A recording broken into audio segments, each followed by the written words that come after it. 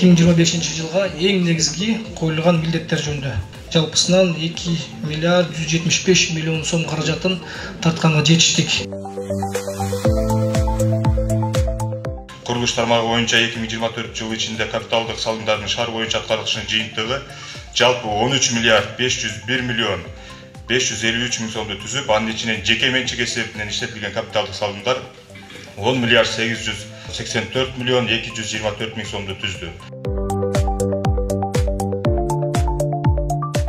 2023-24 окуу жылына карата билим берүүнү өнүктүрүү максатында ишмердүүлүгүнө жергиликтүү бюджеттен 182 миллион 372 миң сом акча каражаты каралган.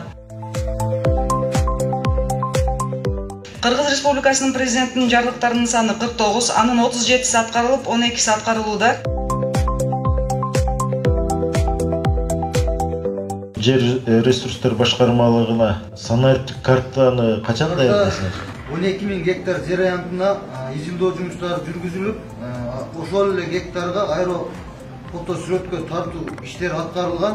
Быйылкы жылдын бюджетине 5 миллион сом караганбыз. Эгер толук каржылап берсеңер, ушу быйыл август айына бүтүрүп беребиз. Кадастр КТР боюнча АТРдин алкагында иш жүргүзүп 15 декабрга чейин бүтүрөбүз деген. Силер бүтүрдүңөрбү?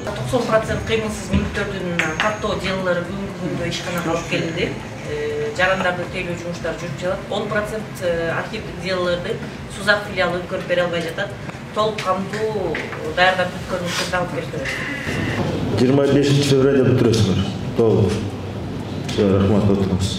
Рес шаарыбызга СЭП электр линиясын тартуу боюнча 2025 жылга каралганбы? 2024 жылы 6 километр тегерегинде СЭП провод тартылды. Азыр 11 километр 25 пландаштырдык. Андан сырткары ЕБР линиясы менен 100 километр сүйлөшүүлөр жүрүп атат. Жогорку кеңештер ратификациядан өткөн. Ушул жылы келип калыш керек деген эме бар.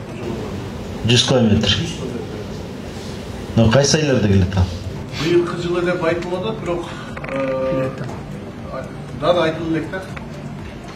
Зеленхоз турат. Зеленхоздун бактараган жылда кыркасыңар. Кыш келерде, анан жазында не десе ошо электр энергияга, мына чуалууларга тийип атат. Замкайт этет депчи, ушунун баардыгын ошол жерлерге биз тартышыбыз керек. Ошон үчүн давайте акылдашайлы. Акылдашайлы, чогуу иш алып баргыла.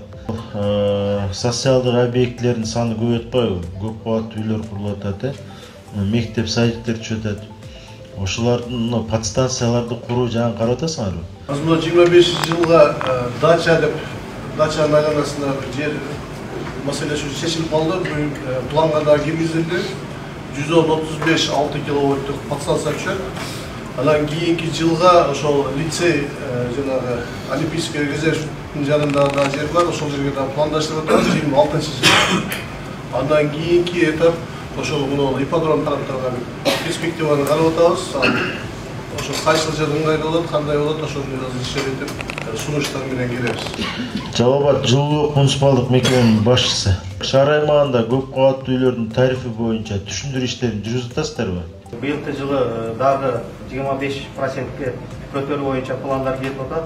Анан биз элдерге түшүндүрүү иштерин жүргүзүп атабыз, чын айтканда. Бардык эле маселени кымбаттап атпайбыз. Суу биз эми бардык энергия өндүрүш үчүн суу, топливо бар, көмүр, мазуттар кымбаттап атат. Ошонун негизинде быйылкы жылда карап беребиз деп атышат. 2024 жылдын 12 айында 37 ымыркая каза болгон дейт. Мына эми былтыркы менен быйылкыга салыштырмайлы, 23 менен 24-кө салыштырып 15 баланын өлүмү көпкө катталды дейт. Эмне себеп болду дейт? Себеби 2025 жылды 24 жылга Сузак АТР эсебинен Сузактан кошулган эсебинен анан төрөт бөлүмүндө ара төрөлгөн балдардын саны 20 болуп, ошол эсептен көбөйүп кетти. 2 килограммга чейинки балдарды кароо кыйын болгондуктан ошон үчүн көбөйдү. Быйылкы жылы перинаталдык центр курулса, штаттардагы жаңы оборудованиялар дагы көбөйүп, азаят деген үмүттөбүз. Азыркы күндө алдын алуу иштери жүргүзүлүп күчөтүлдү. Зулайка Эмердиевна, баягы перинаталдык больницаны куруу менен биз өлүмдү азайта албайбыз. Азайтабыз. Врачтардын жардамы менен. Бирок ара төрөлгөн балдар эмне себептен ушундай төрөлүп атат? Ошону аныкташыңар керек да силерчи.